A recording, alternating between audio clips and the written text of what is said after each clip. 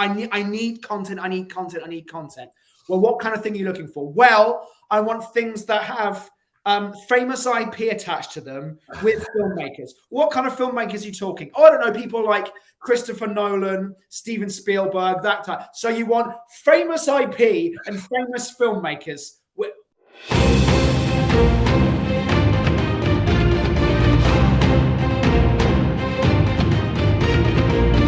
You know, I'm just going to bring up one part of what we were talking about today in relation to business, and it has to do with output. Yes, that's what I was going to talk about too. What I titled our episode 54, Output. There you go. And I think it's a really interesting thing to look at for writers, because there are a lot of distractions in life. And yep, there he goes. There goes Jake getting distracted again. A very distracted person.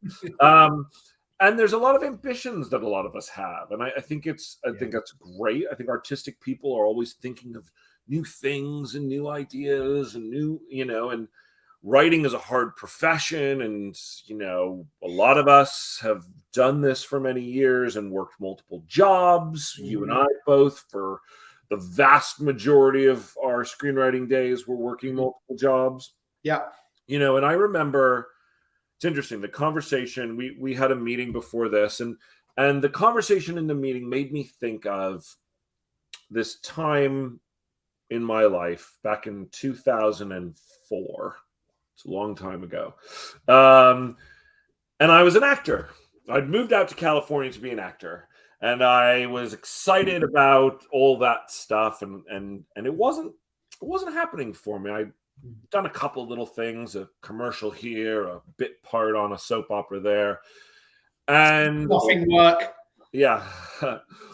Ultimately, what did you say? Say anything. Ultimately, though, I wrote a screenplay. The screenplay got made, and I went, "Wow, I could actually do that." But I realized that part of the reason I think I wasn't being as successful as an actor as I was being, part of it, if I look back, is that I was very distracted during those years. In my early 20s. I was working a lot of odd jobs, dating a lot of people. I was odd girls. Odd girls. And I was in my 20s, and I was trying to be an actor, but was I putting in like serious time? Not the way that I probably could have or needed to do in order to be successful. And I made a conscious choice at that point. I said, if I can't be both. Can't be splitting. I don't have a lot of time. I had no money. I was living essentially paycheck to paycheck, or as a bartender, night to night based on tips. And I was like, I can either continue to take acting classes and spend all this money on headshots and taking time off work in order to go to night classes and do all of this stuff, or I can write and put all of that time and energy and focus into being a screenwriter. And I chose screenwriting. And I really did. I cut off. I stopped going to acting class. I fired my agent, my acting agent at the time. I was like, I'm not going to split my focus in that way. Now, what's interesting about that, obviously, is I was still in my 20s. There were still lots of responsibilities. It wasn't like I could just start being a writer full time and have some sort of insane amount of output. But what I was doing, my creative output at the time, was always focused from that moment through when I met you. And anytime I was spending creative energy, it was always towards writing a script. Right. And then, fortunately, we have grown into a place in our careers where we're able to do this full time now. And I think that it's an interesting thing to think of, like, where do you want to put your focus? Because there Right. are only so many hours in the day, no matter where you are in your life or what year, how old you are. There's other responsibilities, whether it's that you Yeah. are living night to night on tips, or whether it's that you have a 3-month-old baby in the other room. There's Yes. always other responsibilities and always things that you have to put your non-creative energy toward, right? And the reality is we only have so much creative energy. Not only do we And not we only only have so many hours in the day that are really productive for that kind of work. I mean, we know that in the late afternoons, if we have been working a full day from 9 a.m., by 4 o'clock in the afternoon, the level of output that we are actually doing has diminished significantly. Yeah. And we'll push ourselves through.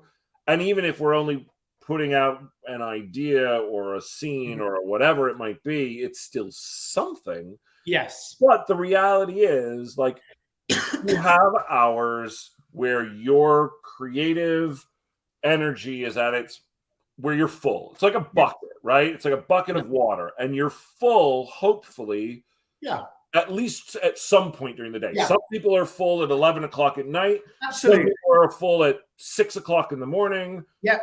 I've found that I'm the fullest at about 9 a.m. Yes. 9 until about lunchtime are like peak hours for us. Full bucket right there, And so it's interesting. Like, we both have had multiple aspirations to do lots of different things over the years, whether it's been writing novels or writing, comic books, or producing other work, or writing outside of the normal genre that we do, outside of our brands, doing ideas that may not be as commercial. Yeah. And I think that what was really interesting about the conversation today was, well, if what you're trying to do is monetize and continue to build your brand in the direction that it has been growing, over the course of now almost 9 years, we've been growing this brand. I mean, you could go back 14 years. Then what kind of output should you be focusing on? Where should those hours be spent?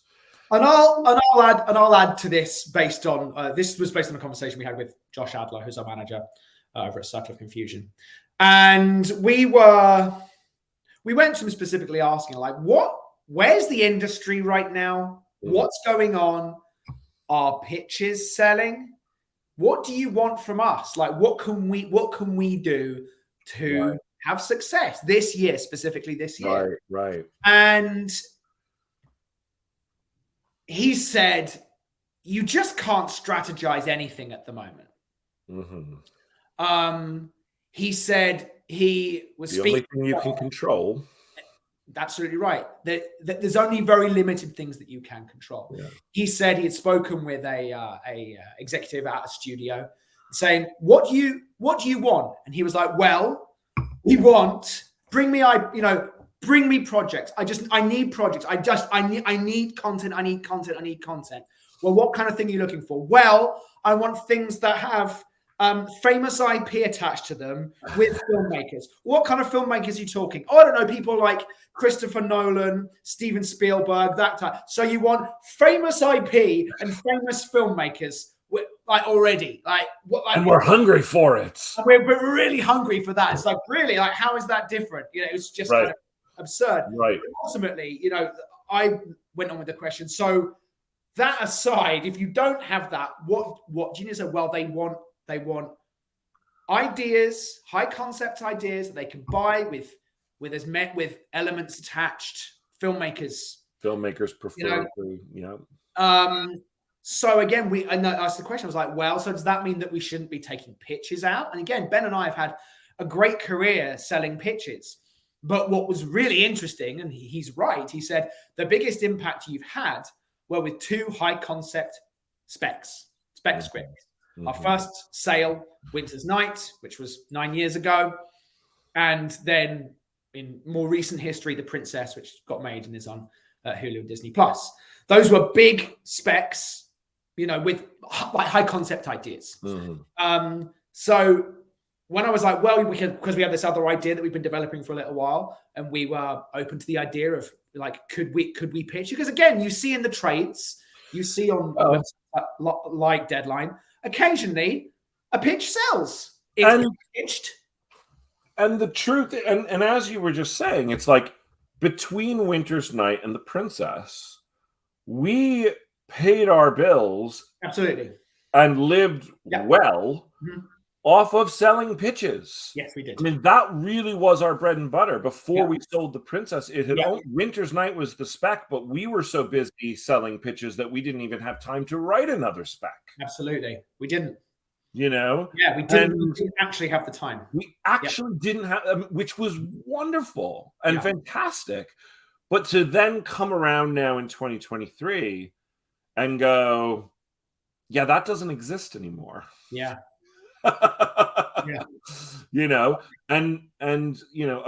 Sorry to cut you off. Yeah, no. So it fundamentally, we ended the calls, thinking really about going, okay, well, we're working on a spec right now. We're going to finish that spec, and then we're going to roll straight into writing the next spec, which we are in the process of outlining. And this is all separate from the project that we've been working on here. This is that'll be so. Really, we'll be working on 3, possibly even 4 specs at the same time. Totally. And ultimately, it's like that's what's needed at the moment. And again, with regards to packaging too, one of the things that studios want is they want filmmakers attached to projects. Filmmakers aren't going to attach to projects that are pitches. They might do it as producers and say, well, if the script comes out well, I'll direct. But everyone knows that that's what they mean. They're not committing to directing. They will only do it if the script is where it needs to be. We experienced that. We had a director attached to a project years ago. It was a kind of similar thing. His production company was going to produce, and he might direct if the script came out well. And that's not what studios want. They want firm commitments from filmmakers. And so it's like, how can you get that through what's on the page? It's true. And so I think that the question becomes for any writer, whether you have 9 hours a day or an hour a day, what do you put that creative energy into? What kind of how can you maximize output? How can you strategize for the best output? This actually piggybacks in many ways off of one of the questions that we answered, it might have even been yesterday, about thinking about the future. One of the things that is a thing, whether people want it to be or not, is brand. We are a brand, and writers, especially in their early to middle years of success, need to capitalize on their brand. Right. So the things the output that you're creating should be within the kind of output that people are going to want specifically from you. And I think also that it's about something that's really interesting in terms of like, how do you survive as a screenwriter in a day where you can't just in 2 weeks put a take together and then make a couple $100,000 selling a pitch or a take or getting a rewrite job, because those things are so few and far between. Writing a spec isn't a quick way to make money. It's the amount of time and energy that goes into speccing a script, then rewriting that spec for yourself, then rewriting it potentially for your reps, then finding a home with producers, then rewriting it again with producers, then, because of the nature of the market, packaging. It was interesting though, wasn't it? It was interesting to when we had Daniel Kunker on, because he had an experience that wasn't that. That was like, I wrote that very quickly. it went for sale on the Monday, and by the Tuesday morning we'd sold it. Sure. So it can happen. It can happen. Our experience has not been that, but it can. There are versions of it where it can. Sure. I think Daniel's experience is probably rare. And I can't remember who his attachments were on that and what it was. Yeah. That might have a lot to do with it as well. Yeah. And obviously that wasn't just last year. It was now a few years ago. Right. So, but again, I would say the development process on a spec is usually going to be longer. Look, I'm not saying that writers don't write entire specs in a weekend. They do. We know some that can. Yeah. And I'm not saying that they can't then find a producer who sells that relatively quickly. It does happen. Right. I guess I'm talking, personally, for us. Yeah, that's right. Our experience is that a spec script is a year commitment, generally speaking. I look at both Winter's Night and the Princess. They're both about a year. They're both about a year. They were. We met with Lawrence Gray, I want to say in March or April of 2013. Yeah. That script didn't go on sale until February of 2014. We started writing The Princess in late 2019. September or October, I think it was September of 2019. It didn't sell till October of 2020. Yeah.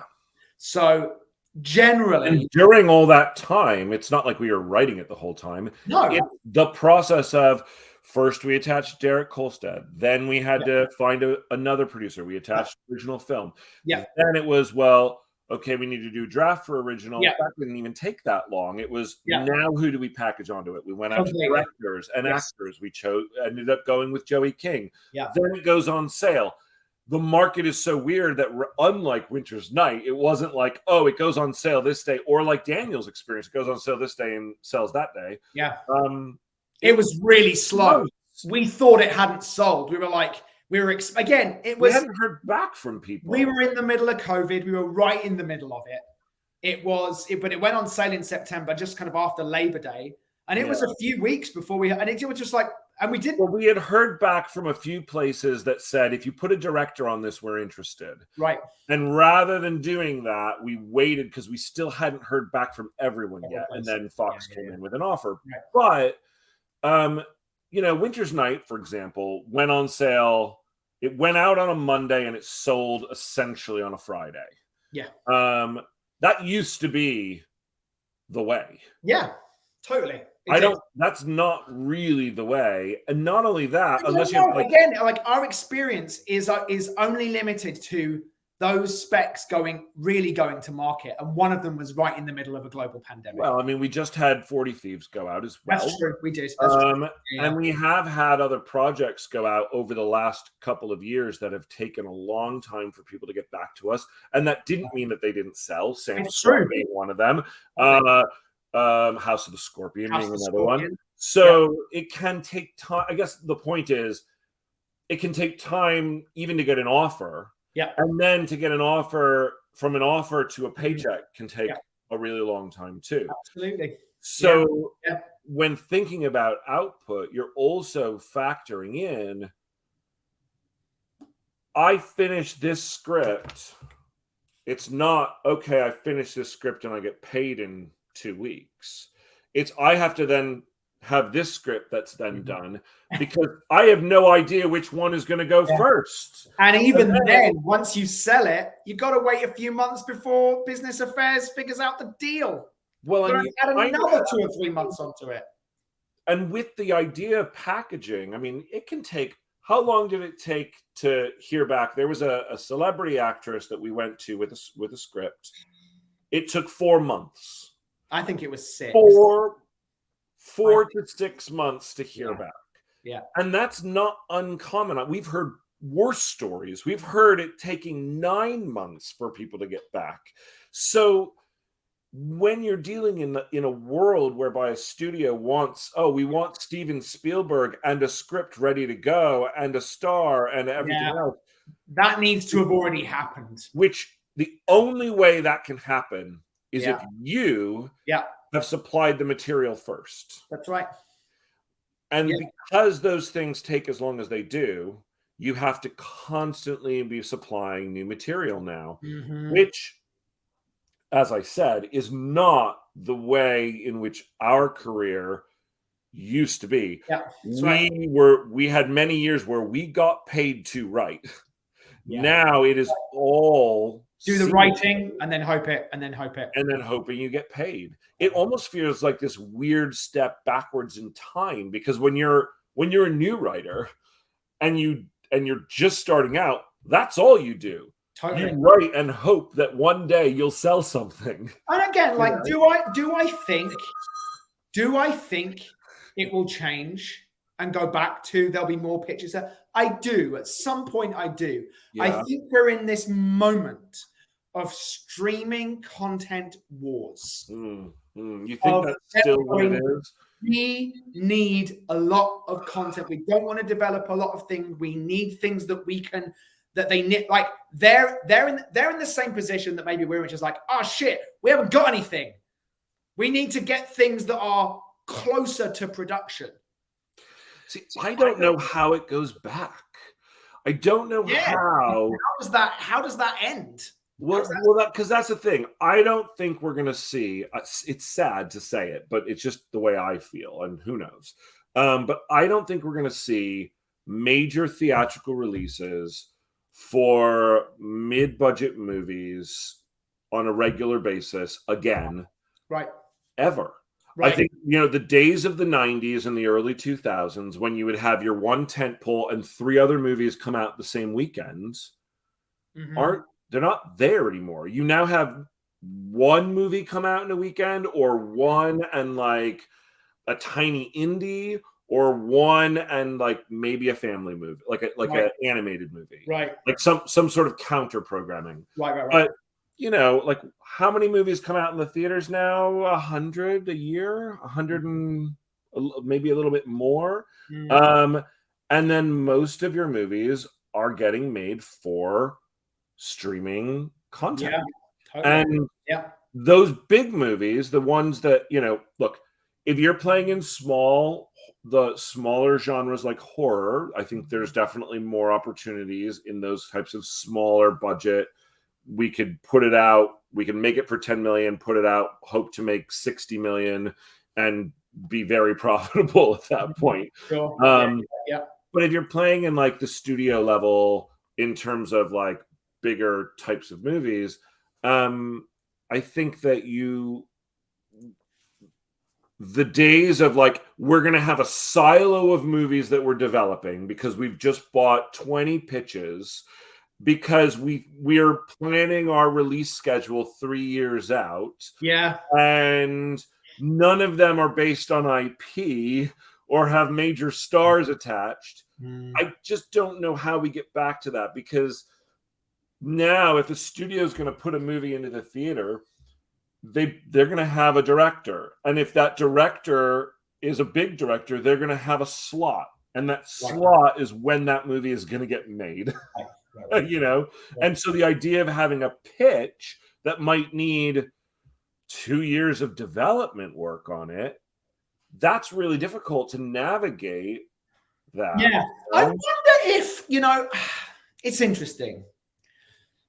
I wonder if this continues, that we will start to see potentially better movies. Because it hasn't happened yet. It hasn't happened yet, but I still feel that we are in the early-ish days of it. I think the streaming wars have hurt that so far. But hear me out on this. Yeah. I do feel that sometimes studio development harms a movie. Not because necessarily the studio notes are bad, but I feel like oftentimes with bringing in other writers, the base level of things gets diluted. Right. The concept becomes not as good. The original idea becomes not as good. I wonder if it will allow movies to stay closer to the writer's original intent and vision, because they don't want to develop movies for so long. They want them to. I don't know. I'm just kind of like playing with this. I don't know. I don't think we've seen it. I think a lot of movies suck at the moment. I think it's a great show. Yeah, but be careful, because you're online, and yesterday's. No, I'm not talking about any specific. No, I know. I'm just. Yeah. No, I think that. Look, I think that could go either way, right? Because as we've experienced, the idea that a studio isn't going to want to give any notes or have anyone else touch the script. I don't think we enter an era whereby you go and you sell your spec and nobody touches it. Yeah. And you just go and make the movie. Sure. When they want a package, that doesn't mean they don't want to put their fingers on it, right? Of course. And so actually, and I agree that many movies over the years have probably been developed to death. However, when you have time to sit with something and really think about the notes, I think what you don't get is sloppy execution of unthought through notes. There are things that I think that if people were to have taken the time to really think about the ideas that they were presenting, they wouldn't do them. But because there's this churning, it's here's the notes, just do it. It's interesting. Just do it. And there isn't the space to go, it's okay, we're going to take 3 months on this. Totally. I watched Top Gun Maverick again the other day for the 4th time. My youngest son was like, can we watch this? He's 7. I was like, yeah, actually, it's fine. You can totally watch this. And he loved it. Both my kids loved that movie. But that movie was in development for years. For years and years. We know writers who worked on that movie who don't have credit, who did 2 drafts on that movie who don't end up having credit on it. That's how long it's been in development. It's like a legacy development project. A long time. And with that, I think because they had Tom Cruise going, we're not going to do this until this is right. They didn't do it until it was right. And it was so right. So right. And, Chris McQuarrie coming in and doing his thing too and guiding that on the kind of... There's another movie recently that someone... Well, I mean, look at Avatar that you were just talking about. Look how many years that was in development. Absolutely. And how many writers are credited on it. Absolutely right. You've got Amanda Silver and Rick Jaffa, who I think are a team anyway. The story, I think it was 5 or 6 deep. Yeah, well, and those people all probably wrote a draft. Yeah, they probably did. I think they had a room, though. Didn't they have a room for Avatar? It was interesting. I think they did for to crack the overarching what the movies were going to be, but usually you don't come out of a room with credits because they're not done under WGA and it's not written work, is it? Yeah, it's just conversation. It's it's consultant work, I think is what it's called under. But although they're trying to fix that, I think that good movies tend to take time to germinate and to even we have said, when we take a step back, go away from our script for a month, come back to the script and read it, we see things we didn't see before. And when you rush things out and you're like, okay, I'm done, here, send it to my agent. And we know writers who rush things. Yes. And it feels it. Sometimes you might read a script, and yet people, and I would say people who need that content right away, they'll buy it because it's there, and then they'll make it because they need the content. And rather than going, oh, this is such I have watched movies, and I won't name any of them, but I've watched movies within the last 2 years where I go, this concept was so great. I really wish they'd spent more time thinking through how to make the movie as great as the concept. Sure. Yeah. And I don't think it's the talent's fault. Like, I think about, like, sometimes it's amazing talent involved in this. I feel like the movie was rushed into production. Sure. And it's script that, and I don't blame the writers. It's the idea of, we need this done now. We need this done now. Yeah. How many specs truly are ready to film? Yeah, no, I don't think. Yeah, I would think unless it's written by the director. Yeah. Most specs need some massaging to get to the place where they're ready to actually get made, you know? Yeah. So I think that, anyway, back to the output topic of going, where do you put your energy? How do you, as a writer, create the most content you can that is the best content you can? Yeah, totally. The most sellable content you can in the least amount of time. In the least amount of time. And ultimately, right? That's forever the question that we're answering, isn't it? We've been developing another way of working recently. Yeah, we're trying that out. We brought it up the other day on one of our episodes. Totally. Yeah. Can we increase our output this year by doing this? And we'll see. We're seeing how that goes. The jury's out. I mean, look, here I've always felt, and I'm definitely, not everyone would agree with this, but I would rather spend a year on one spec that sells for $1 million than spend a month or two on a spec that sells for $75,000 or even $150,000. Right. Sure.